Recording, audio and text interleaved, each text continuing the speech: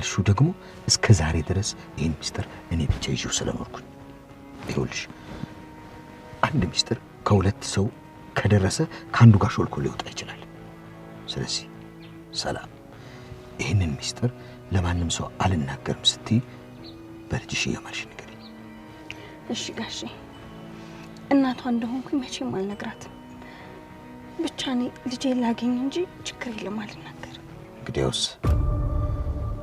ትንፋሽ ውሰጂ፣ ተረጋጊ።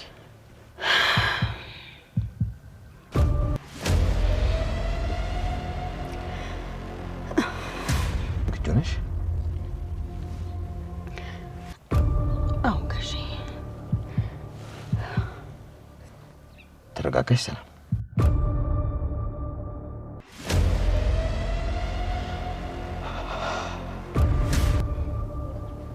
ልጅሽ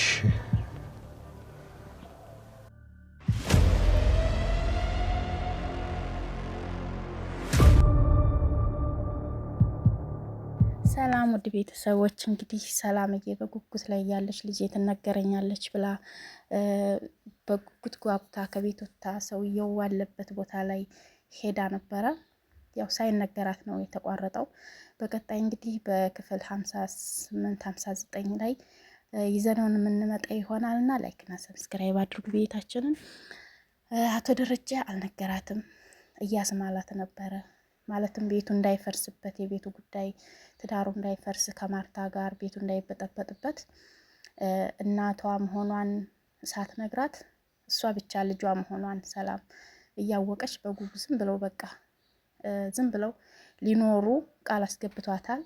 እንግዲህ ሲገናኙ ሰላምና ዳጣ ምን አይነት ስሜት እንደሚሰማቸው ምን እንደምትላት ዳጣ በቀጣይ ቪዲዮ የምናየው ይሆናል። ቤተሰብ እንግዲህ አቢ የምትባል የአቶ ደረጀ ልጅ እየተንሸዋከከች ነው የምታዳምጠው።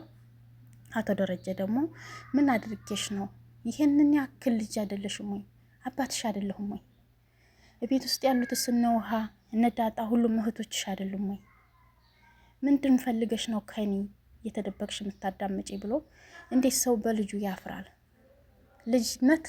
ልጅነት ተልጦ የሚጣል ቢሆን አንቺን ልጬ ነበር የምጥልሽ፣ ገንጥዬ ነበር የምጥልሽ ብሎ ነው አቶ ደረጀ በጣም በኤቢ በልጁ የተማረረው ማለት ነው። ኤቢ እንግዲህ ወደዛ ወደዚህ የሚያደርጋት የሆነች ነገር ናት።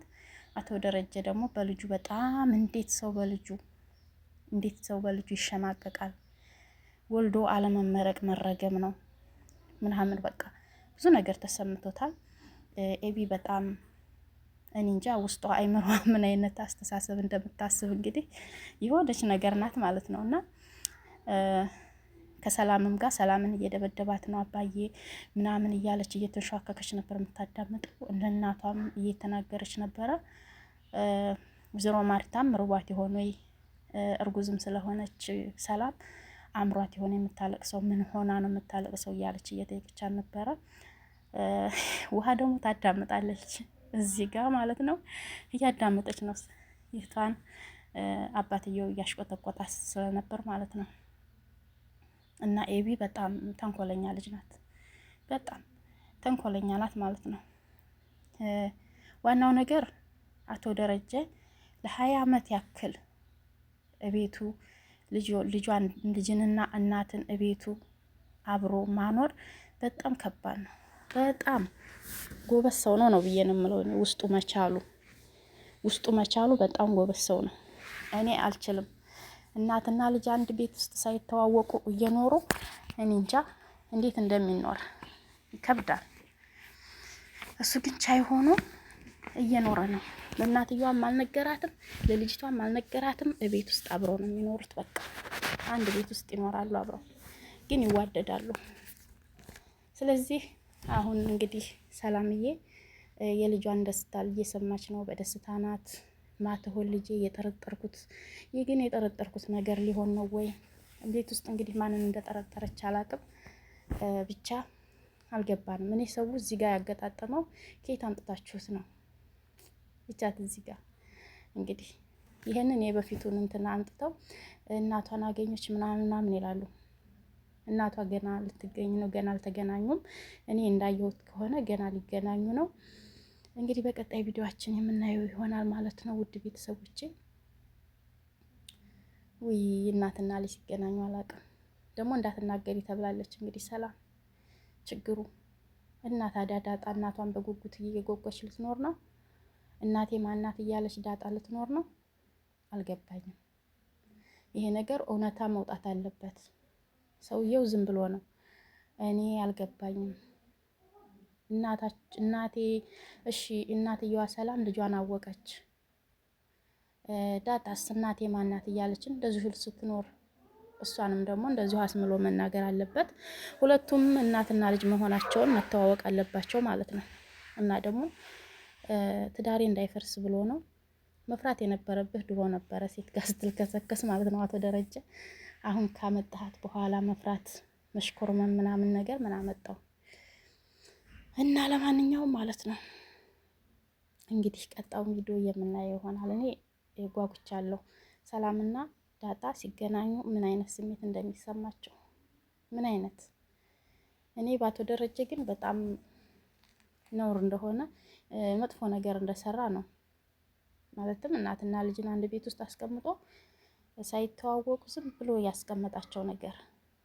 ከዚያ ደግሞ ማርታ ትዳሬ ይፈርሳል እንዳትናገሪ፣ ደብቀሽ ኑሪ። ድሮ ምን አልከሰከሰህ ከሰራተኛ ጋር? በቃ እንደዚህ ናችሁ አንዳንድ ሰዎች። አሁንም ቤት ውስጥ አድርጎ እንግዲህ ከማን እንዳረገዘች አላውቅም። እንግዲህ ሰላም ደግሞ ገና ጉድ ይመጣል። ከማን እንደተረገዘ ገና ጉድ አለ። ከሱ ይሆናል የተረገዘው። ወይኔ ማርታ እንግዲህ ወይዘሮ ማርታ እንግዲህ ቻዩ ማርቲ እያለክ እንግዲህ መጨረሻ ላይ መነገሩ አይቀርም። ለማንኛውም የውሃ ነገር ነው ደግሞ ውሃ ታስቀኛለች። አባያን ተውጣና አንተ ለምንድን ነው ሰላምን የምትቆጣት? ለምንድን ነው እንደዚህ የምታደርጋት? ውሃ እውነትም ውሃ በጣም ውሃ ናት እንጂ ደስ የምትል ውሃ ማለት ነው። በጣም ደስ የምትል ልጅ ናት። እስኪ እንዴት እንደምትሆን ይችኛዋ ደግሞ ተንኮለኛ ናት። በቃ ሂጂና አባዬ ምን እየሰራ ነው እዩ ትሏታለች። ሂጂና ቁልፍ አምጪ፣ ሂጂና እንደዚህ የመኪናውን ቁልፍ አምጪ፣ ሂጂና እንደዚህ አድርጊ በቃ። ከዚያም በኋላ አባትየው በጣም ነው በሷ ያፈረው። በሷ በጣም በጣም በጣም አፈረ። በኤቢ ማለት ነው። ለምንድን ነው ድምጽ የሚቀርጽ ካሜራ መኪና ውስጥ አስቀምጣ አባቷን ትቀርጽ ነበረ። ድምጽ ትቀዳ ነበረ፣ ምን እንደሚያወራ ምን። በቃ ይሄን ያክል አባት ይሄን ያክል ተንኮል ማሰብ። እንግዲህ ኤቢ በጣም ተንኮለኛ ልጅ ናት። ለምን እንደሆነ አልገባንም። እሱም አባትየው ምንድነው ምን አድርጌሽ ነው እያለ ነው የተሽቆጠቆጠው ማለት ነው። በጣም አሳፈርሽኝ፣ በጣም አሽቆጠቆጥሽኝ፣ ምን ይሻለኛል ነው ያለው። ኤቢ በጣም ተንኮለኛ ልጅ ናት ማለት ነው። እና እንግዲህ አላህ ይስጥር ነው የሚባለው። ሌላ ምን ይባላል? እንደዚህ አይነት ልጅ ሲሰጠን ማለት ነው። እና በጣም ተንኮለኛ ልጅ ናት።